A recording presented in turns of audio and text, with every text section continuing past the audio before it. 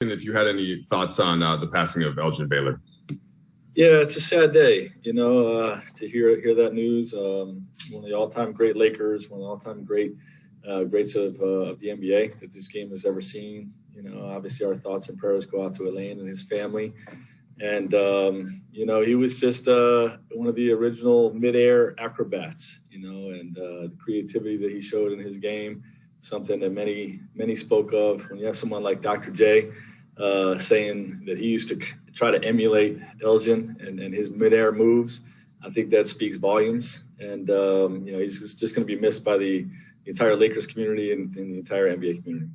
Frank, did you have any early memories of, whether it was going through old film, when you first started in the NBA or anything like that, or just stories from, Jim O'Brien or somebody that you can recall? No specific story. I do remember my father, who played the game, just talking about Elgin. When we would see things, and when I was little, he was working with the Clippers and in the front office and whatnot. And, he would always make sure that he would point a guy like Elgin out and say, do you know anything about him, and how good of a player he was. And so I remember him pointing that out to me. Got it. Frank, if I could transition just to today, any confirmation about Mark and his progress? Still out, still working on, the reconditioning that's necessary to get him back in play. And then just along those lines, without Mark and without AD, Zion, of course, has been difficult to stop, Frank, increasingly, and get to the rim. What's the plan there, and how do you think you can rejigger the front court? Yeah, we're going to have to use all our bodies. I'm not going to disclose the starting lineup until 30 minutes prior, for strategic reasons. But, everybody's got to stay ready. This is one of the biggest teams in the league it's one of the biggest teams in the league. So the more size that we can have in the paint and on the glass, we'll try to use that.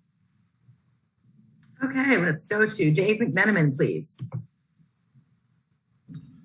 Frank, after the last game, Dennis Schroeder said that he feels like a key to this stretch that you guys go through without AD and LeBron will be for you guys to shoot more threes. You shot 5 for 25 from 3 last game. What did you think of the looks, and what do you think of that strategic approach that Dennis offered up? Yeah, that's something we've talked about. We do need to shoot more threes, but it's really about the quality of threes. It always has been, and I don't think that is any different right now. I think what we have to do is we have to stop forcing at the rim, stop settling for contested mid-range pull-ups, and redefine our shot profile a little bit. We really want to be a team that attacks the baskets and lives at the free throw line, or play extra pass basketball and punish teams with weak side threes. But it's just something that if we can get this group to play the right way offensively in terms of those work for a great shot types of possessions, we can win games in the short term, and it will benefit us when Anthony and LeBron come back. Okay, Kyle Goon, please. Hey, Frank, I have 2 unrelated questions, but the first is quick. Is Mark with you guys on the trip? Yes. Okay.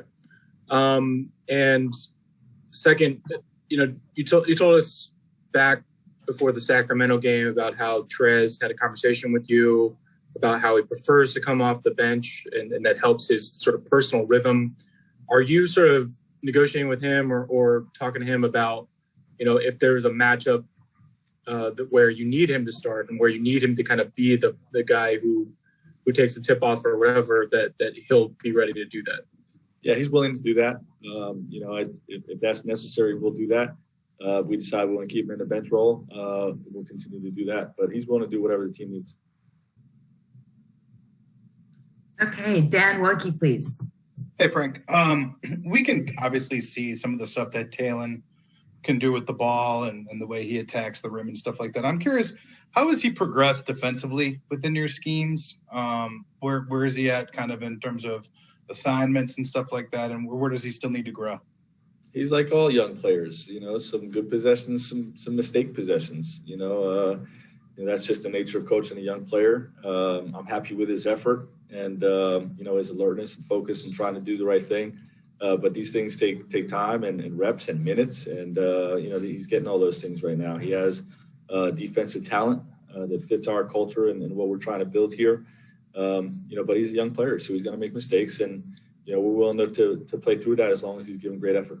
To follow up on that really quickly, are the strengths, like, is it like his length and his strength in general? Like, is that kind of the things that help make him profile as possibly a plus defender? Foot speed, strength, and wingspan to deflect basketballs. He had an unbelievable block shot the other night at the rim. Those are the defensive talent things I'm talking about. Okay, Yvonne, please. Hey, Frank, two-part question. You guys only had 11 turnovers against the Suns. And so I'm curious, how important is ball movement and just taking care of the ball when LeBron and AD are out?